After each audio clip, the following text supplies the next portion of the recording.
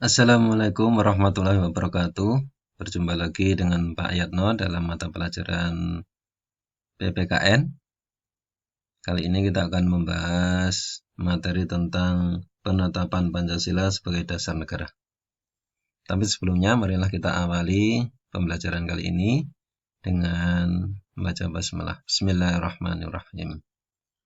Ya, terima kasih anak-anakku semuanya, kelas 7 SMP ITA Salam Sanden, yang semoga selalu dalam keadaan sehat walafiat bersama keluarga meskipun dalam pembelajaran di saat wabah corona ini atau COVID-19 kita tidak bisa bertatap muka, berjumpa dengan Bapak Ibu guru maupun dengan teman ya. Tapi mudah-mudahan anak-anakku semuanya tetap semangat belajar ya. Mari kita bahas mengenai penetapan Pancasila sebagai dasar negara.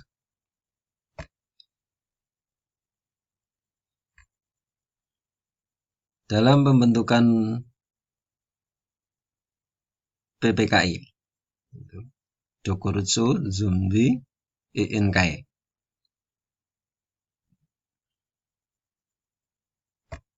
Kemudian keanggotaan PPKI, Panitia Persiapan Kemerdekaan Indonesia. Kemudian tugas PPKI, itu yang akan kita bahas mengenai penetapan Pancasila sebagai dasar negara, takwil dengan pembentukan PPKI atau Dokuritsu Zunbi INKAI. Dan keanggotaan PPKI serta tugas dari PPKI. Satu persatu akan kita kupas. Pada pembentukan Panitia Persiapan Kemerdekaan Indonesia atau PPKI, Dokuritsu Zunbi INKAI. Sebelum terbentuk PPKI, itu diawali dengan adanya kekalahan Jepang dalam Perang Dunia Kedua. Ini membuka kesempatan bagi bangsa Indonesia untuk mempersiapkan kemerdekaan atas dasar prakarsa bangsa sendiri ya, atas inisiatif bangsa sendiri.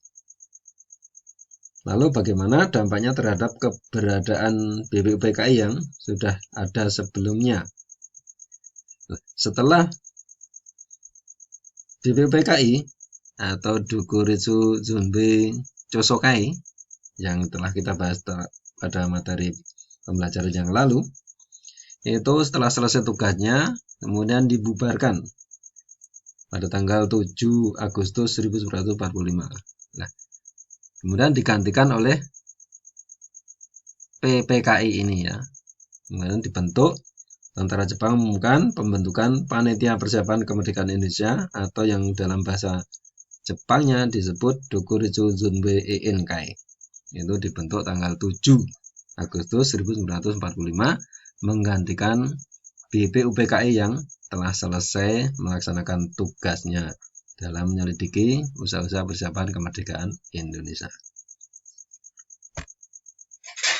Itulah latar belakang ya pembentukan PPKI, diawali dengan adanya BPUPKI yang telah menyelesaikan tugas kemudian dibubarkan, kemudian oleh pemerintah Jepang, penguasa di Indonesia saat itu, membentuk Panitia Persiapan Kemerdekaan Indonesia. Nah, untuk keperluan itu, membentuk PPKI, ada 3 tokoh penting yang berperan di sini, yaitu pada tanggal 8 Agustus 1945, 3 orang tokoh penting pendiri negara, yaitu Insinyur Soekarno, Muhammad Hatta, dan Dr.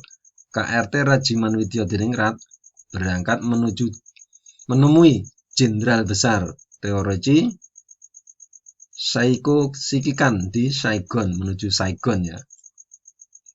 Itu. Berangkat menemui Jenderal Besar tersebut. Dalam pertemuannya, Insinyur Soekarno diangkat sebagai Ketua PPKI dan Muhammad Hatta sebagai wakil dari PPKI. Itu latar belakang. 3 tokoh pendiri negara yang berperan terbentuknya PPKI. Karena dalam perundingannya atau dalam pertemuannya dengan Jenderal Besar Teorici di Saigo Shikikan di Saigon ya. Itu akhirnya disetujui, ditunjuk Insinyur Soekarno sebagai Ketua PPKI dan Muhammad Hatta sebagai wakilnya. Kemudian keanggotaan PPKI, susunan organisasinya yaitu Panitia Percepatan Kemerdekaan Indonesia Dokurejo Zunbe INK itu yaitu ada ketua dan wakil ketua serta anggota.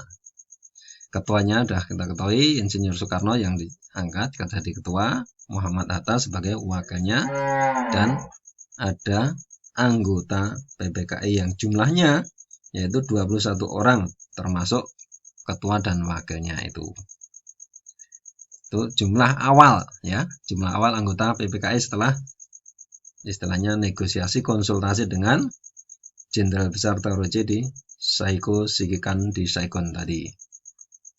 Kemudian agar bahwa PPKI itu tidak tercampuri ada andil dari bangsa lain, bahwa nantinya kemerdekaan itu adalah bukan hadiah dari Jepang tapi prakarsa bangsa Indonesia sendiri, inisiatif bangsa Indonesia sendiri, maka keanggotaan keseluruhan PPKI setelah pulang dari Saigon itu ditambah lagi menjadi 27 orang, berarti tambah 6 orang yang kesemuanya adalah tokoh-tokoh bangsa Indonesia, mewakili dari seluruh masyarakat Indonesia dalam PPKI, tokoh-tokoh Indonesia. Jadi murni itu bentukan dari para pendiri bangsa Indonesia sendiri, tidak seperti yang awal yang bentuk dari Jepang hanya 21 orang. Itu setelah kembali ke tanah air pada tanggal 14 Agustus 1945. Itu tujuannya apa? Agar nantinya perjuangan kemerdekaan Indonesia itu murni hasil perjuangan bangsa Indonesia, bukan campur tangan dari bangsa asing, yaitu salah satunya contohnya Jepang yang kala itu membentuk PPKI sama PPKI ini. Kemudian tugas PPKI. Setelah Jepang itu pada tanggal 14 Agustus menyerah pada sekutu, kalah, dengan secepatnya Insinyur Soekarno mengatakan Indonesia akan menyatakan kemerdekaannya.